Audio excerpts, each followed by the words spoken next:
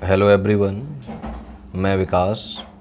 जैसा कि आपका संस्कृत व्याकरण में बहुविकल्पीय प्रश्नों का महामैराथन चल रहा है, जिसमें हम प्रत्येक टॉपिक से जितने भी आपके बहुविकल्पी होंगे, ज़्यादा से ज़्यादा जितने भी बहुविकल्पी बन सकते हैं हम वो आपको सभी कराएंगे। तो अगला जो टॉपिक है आपका संस्कृत व्याकरण में प्रत्यय, ठीक है। तो प्रत्यय टॉपिक से जितने भी आपके बहुविकल्पीय प्रश्न बनेंगे वो मैं सभी आपको कराऊंगा, ठीक है। तो पहला आपका जो प्रश्न है वो है कृत प्रत्यय में सम्मिलित नहीं है, तब्यत, यत, मतुप या अनियर। तो यहाँ पर पहले का जो आंसर हो जाएगा वो सी सही हो जाएगा, यानी तब्यत भी होता है, यत भी होता है, अनियर भी होता है कृत प्रत्यय में, मुतुप प्रत्यय नहीं होता है, ठीक है। कृत प्रत्यय क्या होते हैं? जो क्रियाओं के अंत में जुड़ते हैं। अगला है प्रश्न दूसरा है कृदंत प्रत्यय किसके साथ जुड़ते हैं? संज्ञा के साथ, धातु के साथ, सर्वनाम के साथ या फिर अव्यय के साथ। जो कृदंत प्रत्यय होते हैं मैंने बताया था धातु या क्रिया के साथ जुड़ते हैं, आपके क्या कहलाते हैं? कृदंत प्रत्यय, ठीक है। आगे बढ़ते हैं। अगला प्रश्न है आपका तीसरा है, देखेंगे प्रत्यय शब्द में प्रकृति प्रत्यय है प्रतिधन अय प्लस अच। दूसरा ऑप्शन है प्रधन अय प्लस अच। तीसरा ऑप्शन है प्रतिधन आधन अच। तीसरा ऑप्शन है प्रतिधन आंग धन अड़। तो तीसरे का यहाँ पर आपका आंसर ए सही हो जाएगा, यानी प्रतिधन अय धन अच, ठीक है। आगे बढ़ते हैं। अगला प्रश्न देखेंगे। प्रश्न आपका 4 है, जो वर्ड समूह किसी धातु या शब्द के अंत में जुड़कर नए अर्थ की प्रतीत कराते हैं उस वर्ड समूह को क्या कहते हैं? वाच्य कहते हैं, प्रत्यय कहते हैं, धातु कहते हैं या शब्द कहते हैं। तो यहाँ आपका आंसर बी सही हो जाए, नहीं प्रत्यय कहते हैं, ठीक है। आगे बढ़ते हैं। प्रश्न आपका 5 है कि मुख्य रूप से प्रत्यय कितने प्रकार के होते हैं? 2, 3, 4 या 5। तो यहाँ पांचवें का आंसर हो जाएगा आपका ए, यानी मुख्य रूप से प्रत्यय 2 प्रकार के होते हैं। कौन कौन से? कृत प्रत्यय होता है और एक तदित प्रत्यय होता है। प्रश्न नंबर 6 है, कौन से प्रत्यय धातुओं से जोड़े जाते हैं? कृत, तदित, सुप या प्रयुक्त सभी। तो छठवें का यहाँ आंसर आपका ए सही हो जाएगा, धातुओं के साथ जोड़े जाते हैं कृत प्रत्यय, ठीक है। प्रश्न आपका 7 है, धातु के अंत में लगने वाले प्रत्यय होते हैं कृत, तिंग, सुप या ये दोनों। तो यहाँ पर आपका जो 7वें का जो आंसर है वो डी सही हो जाएगा, ए और बी दोनों ही ऑप्शन आपके सही हैं। आगे बढ़ते हैं। प्रश्न आपका 8 है, दिया गया शब्दों से लगने वाले प्रत्यय हैं सुप प्रत्यय, स्त्री प्रत्यय, तदित प्रत्यय, उपयुक्त सभी। तो 8वें का जो आपका आंसर है वो डी सही हो जाएगा, यानी सभी, ठीक है। अगला देखेंगे। प्रश्न आपका 9वां है, जब एक ही कर्ता द्वारा एक क्रिया समाप्ति के बाद दूसरी क्रिया की जाती है तो समाप्ति क्रिया में कौन सा प्रत्यय होता है? त प्रत्यय, त्वा प्रत्यय, ल्युट प्रत्यय या बुल प्रत्यय। तो 9वें का जो आंसर है वो आपका बी सही हो जाए, यानी त्वा प्रत्यय, ठीक है। चलिए आगे बढ़ते हैं। अगला प्रश्न देखेंगे। अगला प्रश्न आपका 10 है, कौन सा प्रत्यय पूर्वकालिक कृदंत है? ए ऑप्शन त, त्वा, ल्युट या बुल। तो 10वें का जो आंसर हो जाएगा वो आपका बी सही हो जाएगा, यानी त्वा, ठीक है। आगे बढ़ते हैं। प्रश्न 11 है, त्वा प्रत्यांत शुद्ध रूप नहीं है। द प्लस त्वा दत्वा, पा प्लस त्वा पीत्वा, पत धन त्वा पतित्वा, पच धन त्वा पचित्वा। तो यहाँ 11 का जो ऑप्शन है वो कौन सा सही नहीं है? तो 11 का आंसर आपका जो डी है वो सही नहीं है, ठीक है।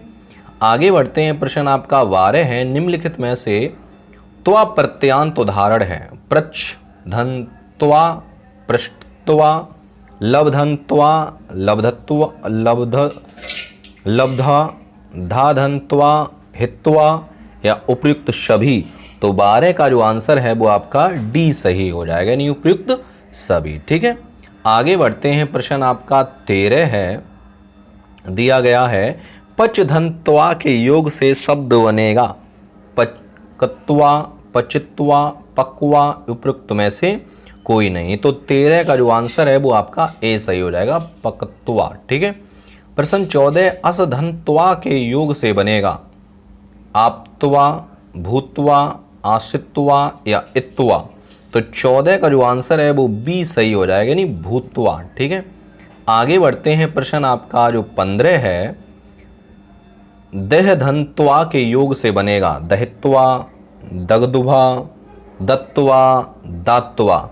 तो 15 का जो आंसर है वो बी सही हो जाएगा, दगदुभा। ठीक है। प्रश्न 16 है, इष्टुवा में धातु और प्रत्यय है। यज धातु त्वा प्रत्यय है, या धातु त्वा प्रत्यय है, या युज धातु त्वा प्रत्यय, या ईस धातु त्वा प्रत्यय है। तो 16 का जो आंसर है वो आपका ए सही हो जाएगा, यज धातु और त्वा प्रत्यय। ठीक है। प्रश्न आपका 17 हो जाएगा, 17 है, गलत पद का चुनाव करें। इनमें से गलत कौन सा है? ए, बी, सी, डी, इनमें से कौन सा गलत है? तो 17 का जो आंसर है वो आपका डी सही है, यानी ये गलत है। बस धन त्वा, बसत्वा नहीं होगा। ठीक है। बाद बाकी ये सभी ऑप्शन आपके सही हैं। प्रश्न आपका 18 है, त्वा प्रत्यय में क्या शेष बचता है? त्वा, वा, त्वा या ता। तो यहाँ आपका त्वा शेष बचता है, यानी ए ऑप्शन आपका सही हो जाएगा। ठीक है। चलिए आगे बढ़। चलिए प्रश्न आपका 19 है, जब धातु से पहले कोई उपसर्ग होता है तो त्वा प्रत्यय के स्थान पर कौन सा प्रत्यय आदेश हो जाता है? श्रत, ल्यप, सानच या तुमुन। तो यहाँ पर 19 का जो आंसर है वो आपका बी सही हो जाएगा, यानी लिप प्रत्यय। लिप में क्या होता है? आगे आपका उपसर्ग आ जाएगा। ठीक है। प्रश्न 20 है, किस प्रत्यय से बनने वाले शब्द अव्यय होते हैं? डीप, इंग्स, त्वा, लेप, तुमुन, अड़, अड़क या उपयुक्त सभी। तो जो 20 का आंसर है वो आपका बी सही हो जाए, त्वा, लेप और तुमुन। ठीक है। आगे बढ़ते हैं। प्रश्न आपका 21 है, सामासे अनपूर्वो तो सूत्र से किस प्रत्यय का विधान होता है? अनियर का, लेप का, श्रत का या तुमुन का। तो यहां पर 21 का जो आंसर है वो आपका बी सही हो जाएगा। 21 का जो आंसर है वो आपका बी सही हो जाएगा, यानी लेप प्रत्यय। ठीक है। आगे बढ़ते हैं। प्रश्न आपका 22 है, लेप प्रत्यय उदाहरण नहीं है। इनमें से कौन सा लेप प्रत्यय का उदाहरण नहीं है? ए नहीं है, बी नहीं है, सी नहीं है या डी नहीं है। तो जो 22 का आंसर है वो डी नहीं है, बाद बाकी सभी में। ठीक है। इसमें आ उपसर्ग है, इसमें अनु उपसर्ग है, इसमें अ उपसर्ग है, अब उपसर्ग है। तो यहाँ पर लेप में क्या होता है? आगे आपका उपसर्ग देखने को मिलता है। आगे देखेंगे। प्रश्न आपका 23 है, 23, लेप प्रत्यांत पद नहीं है। प्रधन, आप, लेप। बी ऑप्शन सही होगा, सी सही होगा या फिर डी ऑप्शन आपका सही हो जाएगा। तो 23 का जो आंसर होगा वो आपका डी सही हो जाएगा। ठीक है। ये नहीं है, बाद बाकी ये आपके सभी हैं। आगे बढ़ते हैं। प्रश्न आपका 24 है, बी धन हा धन लेप के योग से बनता है। ए ऑप्शन सही होगा, बी सही होगा, सी सही होगा या डी सही होगा। तो 24 का जो आंसर है वो आपका बी सही हो जाएगा, यानी वेहा है। ठीक है। आगे बढ़ते हैं। प्रश्न आपका जो 25 है, देखेंगे, अनीय पद में प्रकृति प्रत्यय है। आंग प्लस नी प्लस लेप। बी ऑप्शन आ धन नी प्लस लेप, या सी ऑप्शन आंग धन नी प्लस यत, या डी ऑप्शन आंग प्लस नी प्लस लेप। तो यहाँ पर 25 का जो आंसर है वो आपका ए सही हो जाएगा। ठीक है। आगे बढ़ते हैं। प्रश्न आपका 26 है, विज्ञाय पद में धातु और प्रत्यय का समावेश है। तो ए ऑप्शन सही होगा, बी सही होगा, सी सही होगा या फिर डी सही होगा। तो 26 का जो आंसर है वो आपका बी सही हो जाएगा। ठीक है। चलिए आगे बढ़। चलिए प्रश्न आपका 27 है, समधन श्रुधन लेप पद मिलकर बनेगा।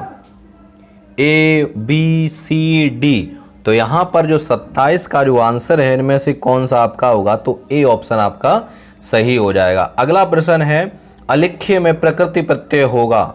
ए ऑप्शन सही होगा, बी सही होगा, सी सही होगा या फिर डी सही होगा। तो 28 का आपका आंसर है जो वो आपका बी सही हो जाएगा, उत धन लिख धन ल्यप। ठीक है।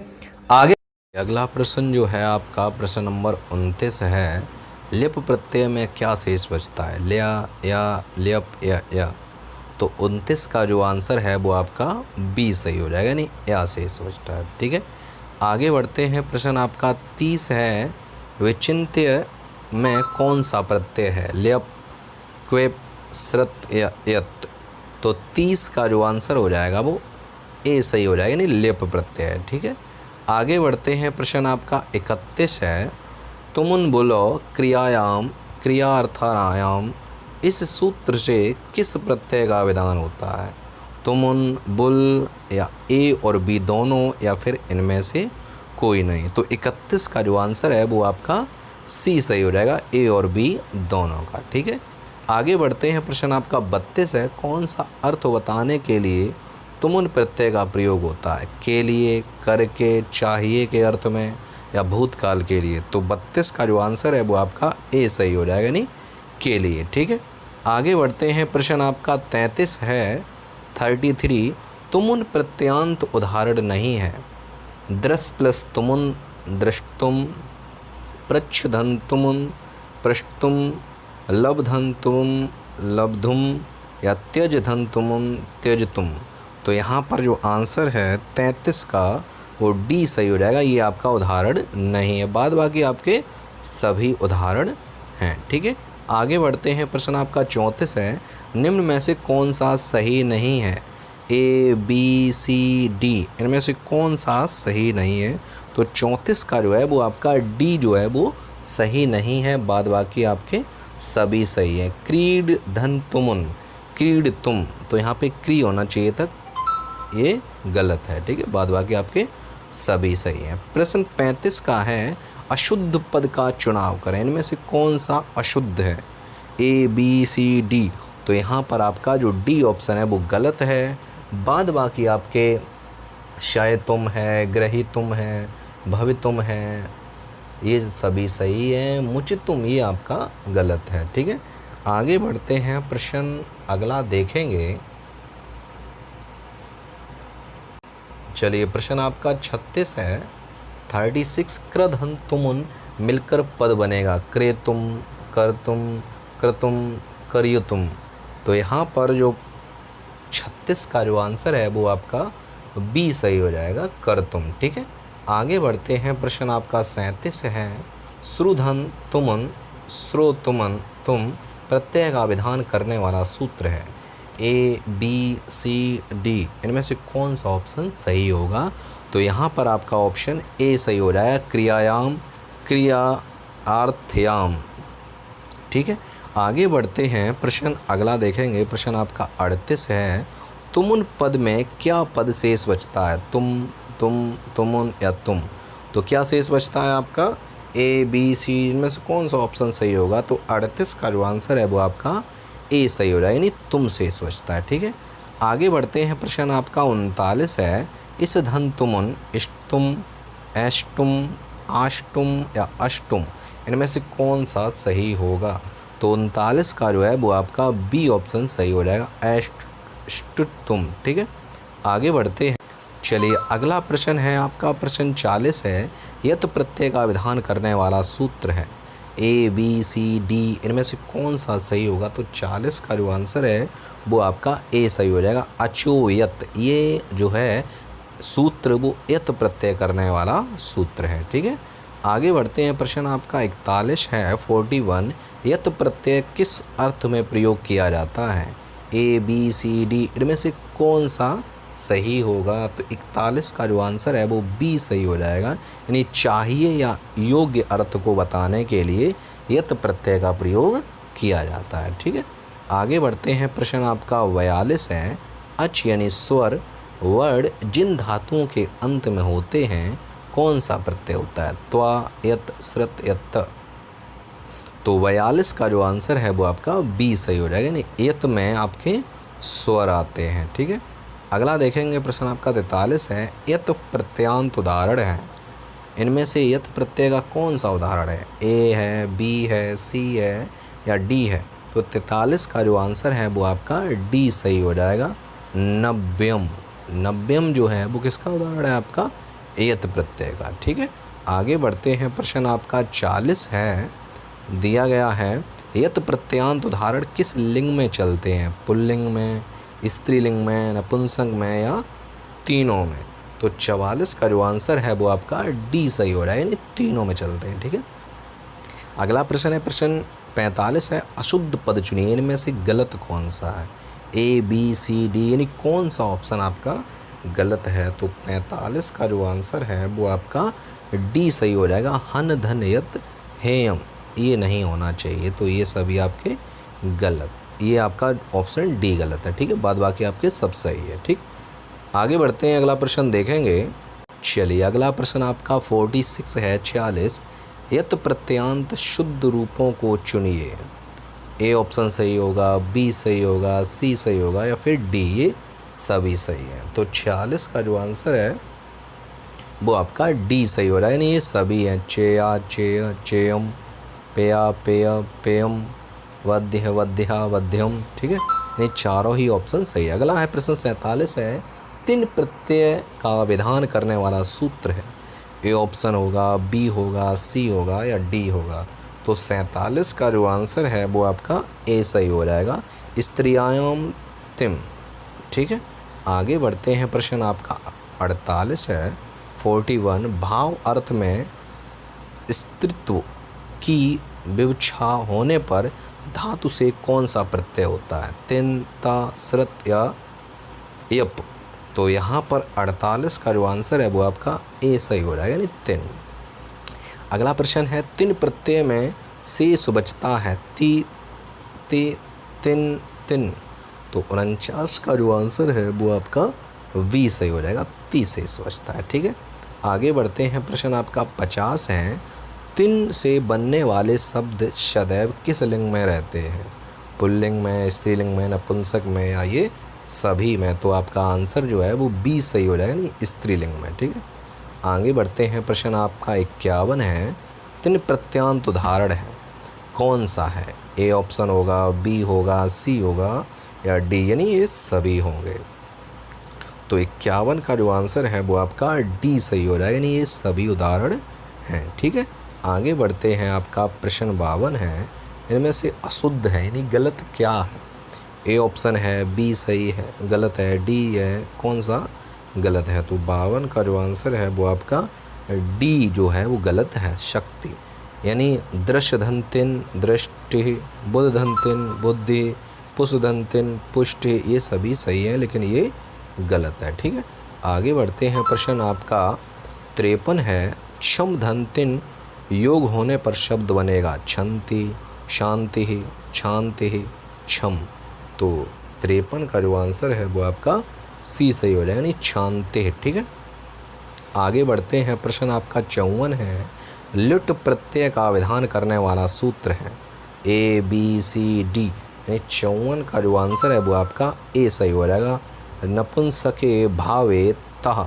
ठीक है, आगे बढ़ते हैं, प्रश्न आपका 55 है। भाववाचक अर्थ में नपुंसकत्व में कौन सा प्रत्यय होगा? ता, लिट, वल, स्रत। तो आपका 55 का जो आंसर है वो आपका बी सही हो जाएगा, यानी लिट प्रत्यय होगा। ठीक है, तो करीब हमने इस पार्ट में करीब 55 प्रश्न देखे हैं। जो भी इस टॉपिक से प्रश्न बचे हुए हैं प्रत्येक टॉपिक से, वो हम आपको अगले पार्ट में देखेंगे।